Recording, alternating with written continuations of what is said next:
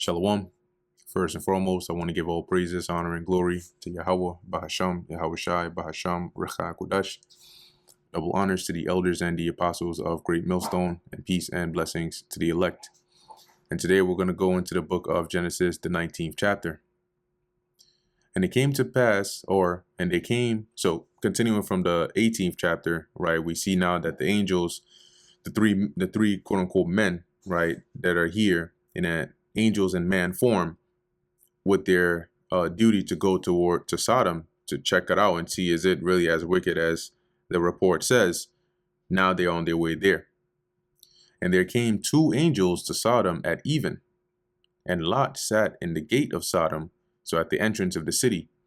And Lot, seeing them, rose up to meet them, seeing the angels, that is. So interesting, there came two angels, right? But there were three men that came to see Abraham. And he bowed himself, when you go into the previous chapter, it tells you that. And he bowed himself with his face toward the ground. And he said, Behold now, my lords, turn in, I pray you, into your servant's house, and tarry all night, and wash your feet. And ye shall rise up early and go on your ways. So, why don't you come and stay with me? I'll take care of you, and I'll host you for tonight. And then tomorrow, early in the morning, you can continue for whatever reason you came, because it's already late. And Lot probably said that because he already knew the nature of the wickedness of the people in this town. That's why, as we're going to read, he urged them to stay with him that night, because their response was, and they said, Nay, but we will abide in the street all night. Now, why did they say that? Because they wanted to observe how the city was. What did they do? What were their manners? What was going on here, especially in the nighttime? And he pressed upon them greatly, and they turned in unto him. So he was not letting up. Continued pressuring them and pressuring them and pressuring them until they agreed to allow him to host them. So as it says, they turned in unto him and entered into his house. And he made them a feast, and did bake unleavened bread, and they did eat. And unleavened bread was pretty common because it was quicker to make than having to wait for the bread to become leavened and then going on from there. That's why in the Exodus in Egypt, we ate unleavened bread, because there wasn't enough time to let the bread leaven before, eating. Verse 4, but before they lay down, so right in the evening time before they went to sleep, the men of the city, even the men of Sodom, compassed the house round, both old and young, all the people from every quarter. So the demons came out, and they called unto Lot and said unto him, Where are the men which came in to thee this night? So bring us those two men, the visitors. Bring them out unto us that we may know them. All right, which is very wicked. The word know here doesn't mean they wanted to sit down and play chess with them. It means they wanted to lay with them. And Lot went out at the door unto them and shut the door after him. So he went outside and closed the door behind him and said, I pray you, brethren, do not so wickedly. So it's like a similar event with the incident in the book of Judges, right? With the wicked men of Benjamin that wanted to know the priest that was dwelling with the Ephraimite in there. So basically he says, no, don't do this. This is a very wicked thing. Don't do this. Behold, now I have two daughters which have not known man. So they were still virgins.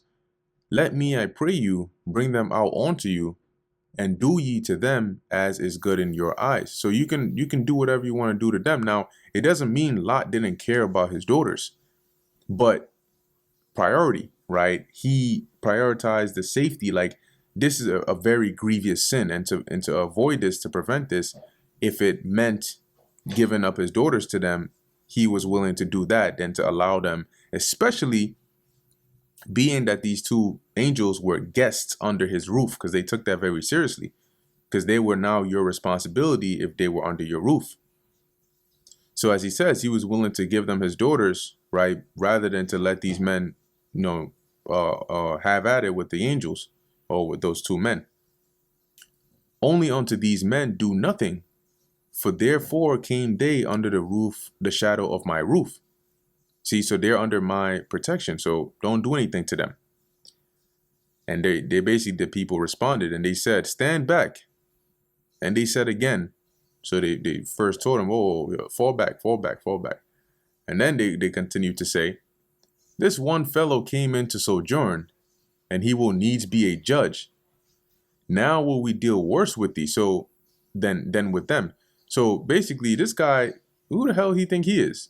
You know, he came here as an outsider, right, to dwell in our sound, our city, our land, and now he's trying to act like a judge over us and tell us what to do and what not to do. See, now we're gonna do worse things to you than we're gonna do to those men. And they pressed sore upon the man, even Lot, and came near to break the door. So now, imagine a whole multitude of people trying to rush up on Lot. But so as they were pushing up, right, getting closer and closer, the men that were the angels, that is, verse 10, but the men put forth their hands. So they opened the door and pulled Lot into the house, as it says, and pulled Lot into the house to them and shut the door and locked it. And they smote the men that were at the door of the house with blindness, both small and great, so that they wearied themselves to find the door. So instantly the angels, made those men blind so they couldn't find their way. And the men said unto Lot, Hast thou here any besides? Son-in-law, and thy sons, and thy daughters, and whatsoever thou hast in the city, bring them out of this place. So do you have any, aside from you, who else do you have here? Relatives and whatnot. Go and gather all of them and leave this place. For we will destroy this place, because the cry of them is waxing great before the face of the Lord, and the Lord Yahweh hath sent us to destroy it. So their sins have come up, and the Lord is like, yeah, it's time to cast judgment upon them. And Lot went out and spake unto his sons-in-law, which married his daughters. So they, as it says, which married his daughters, but remember, Lot said that they had a known man.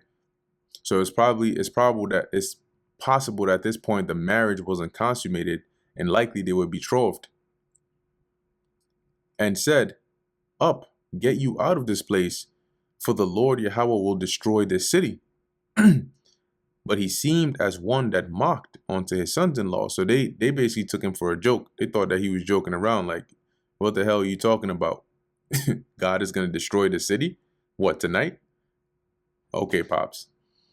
And when the morning arose, then the angels hastened Lot. So after that night, on the next morning, they basically started to get more serious and put pressure on him and told him, look, you got to go now. Saying, Arise, take thy wife and thy 2 daughters, which are here, lest thou be consumed in the iniquity of the city. So you have to go now, because we're about to destroy this place, and we're under strict orders to make sure you're not destroyed with it. And while he lingered, the men laid hold upon his hand. So here it is. They telling you got to go. And, he's still dragging his feet.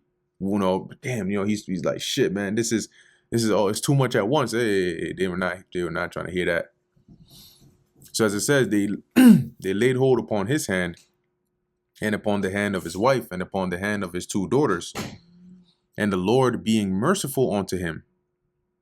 And they brought him forth and set him without the city. See, so the mercy that the Lord showed was that he wouldn't destroy Lot along with the city. So the angels brought them outside the city. And it came to pass, when they had brought them forth abroad, that he said, Escape for thy life. Look not behind thee, neither stay thou in all the plain. Escape to the mountain, lest thou be consumed. So let me see if I can actually find Genesis 19, Lot's escape map. Sometimes people put together a little route, on this here. But if not, then it is what it is. It is what it is. All right, well, this is a map here. Okay. Got a little some more here.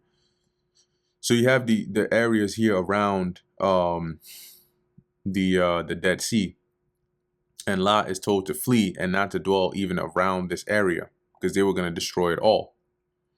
So he's told to flee into the mountains. And when you look at the geography here, the mountains regions would be either east or southeast of this area here. So as it says here, and Lot said unto them, Oh, not so, my lord. Behold now, thy servant hath found grace in thy sight, and thou hast magnified thy mercy, which thou hast shewed unto me in saving my life. So Lot was pleading that no, I can't go into the mountains. In fact, you just have mercy and save my life, and I cannot escape to the mountain lest some evil take me and I die. So you just showed this mercy and saved my life, but the mountains are dangerous.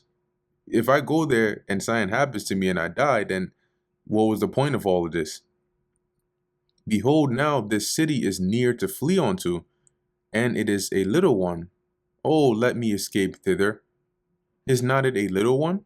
So he was trying to plead the case to let him flee into one of the neighboring cities, since it's safer and it's more habitable than the mountains. And my soul shall live. And he said unto him, so the angel responded, See, I have accepted thee concerning this thing also. So I'm going to grant this request to you, that I will not overthrow this city for the which thou hast spoken. So all the other cities I'll destroy, but not this one, since you're going to flee over there. Haste thee, escape thither, for I cannot do anything till thou become thither. See, so they were under strict orders that they had to make sure Lot was safe and out of there before they destroyed it. And they're like, well, we got a job to do, so you got to go now. Therefore, the name of the city was called Zoar, which I believe when you go into that, it goes into like little or insignificant. That is where Lot fled. The sun was risen upon the earth when Lot entered into Zoar. And the Lord rained upon Sodom and upon Gomorrah brimstone and fire from the Lord out of heaven. And this could have been, by way of like chariots, shooting them beams down. Okay. Or the Lord could have just had it actually just come straight out the heavens, but just with it in mind as to how, the vehicles of the angels travel and how the Lord is going to take this place out, just a possible visual for that. Verse 25, and he overthrew those cities and all the plain and all the inhabitants of the city or of the cities and that which grew upon the ground. So everything over there was destroyed. But his wife looked back from behind him, and she became a pillar of salt. Her dumbass. So she disobeyed. Instead of just going forward, what did the angels say when they said that you should flee? They said, do not look, don't look back, just go. Okay. I think it was somewhere up above. Yeah. Look not behind thee. And so as they're going, his wife ends up turning around and she got turned into a pillar of salt. And Abraham got up early in the morning to the place where he stood before the Lord, and he looked toward Sodom and Gomorrah, and toward all the land of the plain, and beheld, and lo, the smoke of the country went up as the smoke of a furnace. So he just saw it completely burnt. And it came to pass when God destroyed the cities of the plain, that God remembered Abraham, and sent Lot out of the midst of the overthrow, when he overthrew the cities in which Lot dwelt. See, so the Lord had mercy on Lot because he remembered, basically, because that he knew, obviously, that's what Abraham was trying to do with bargaining with him. And Lot went up out of Zoar and dwelt in the mountain. So after some time, he ended up going into the mountain anyway. And his two daughters with him, for he feared to dwell in Zoar. And he dwelt in a cave, he and his two daughters. And he feared that what ended up happening to the other cities might end up happening to Zoar as well. And he was originally instructed to go to the mountain.